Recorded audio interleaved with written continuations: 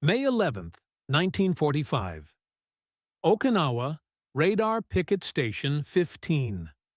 Dawn over the East China Sea found the destroyer USS Hugh W. Hadley on station.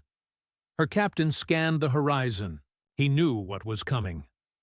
For 6 weeks, Kamikaze pilots mauled the fleet. Ships that survived years of war now burned within minutes.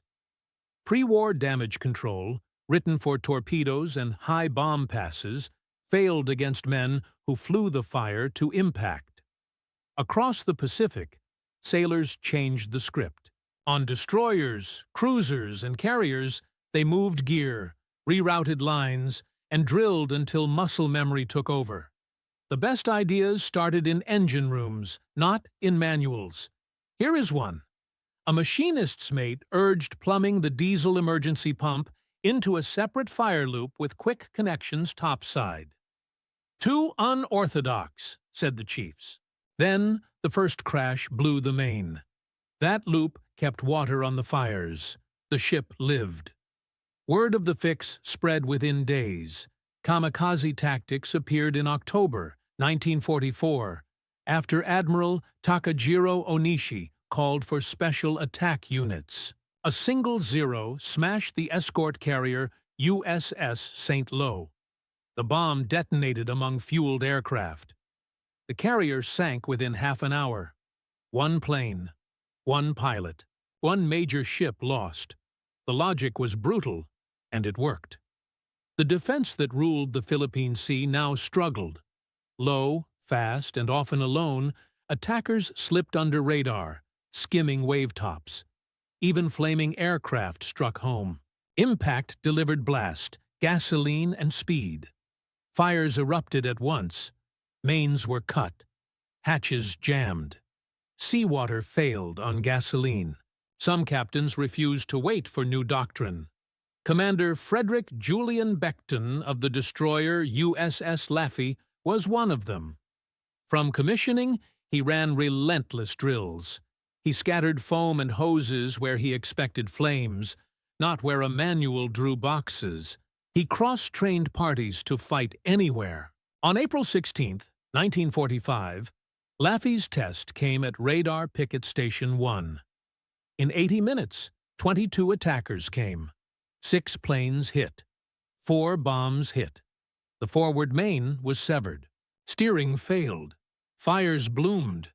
Laffey refused to die. Backup runs carried water. Foam smothered gasoline. The forward magazine was flooded. By late morning, she was afloat, shot to pieces, but alive. Carriers learned hard lessons, too. On March 19, 1945, USS Franklin was gutted by explosions. Main power died.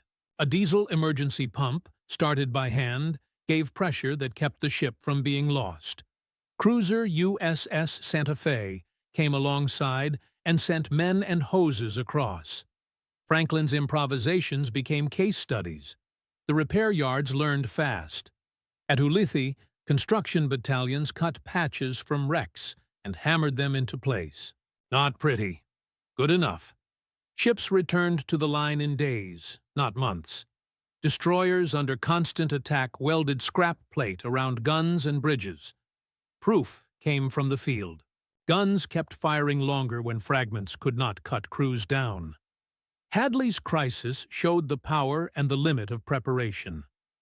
For more than an hour, she and the destroyer, USS Evans, faced wave after wave. Hadley's gunners downed over 20 aircraft. Still 4 planes and a piloted bomb struck home. Fires raged. Compartments flooded. The stern sagged. The captain sent most of the crew to rafts and kept a corps aboard.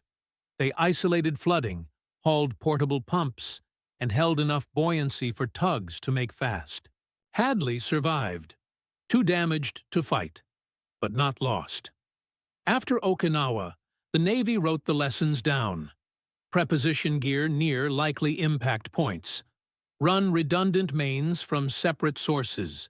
Use foam first on gasoline fires. add protection around critical runs. Drill until the hands move before the mind does. The larger truth was older than any manual. Survival favored crews who learned fast, shared faster, and trusted deckplate ideas, even when they bent the book. The fleet endured because thinking sailors turned improvisation into doctrine at the speed of combat.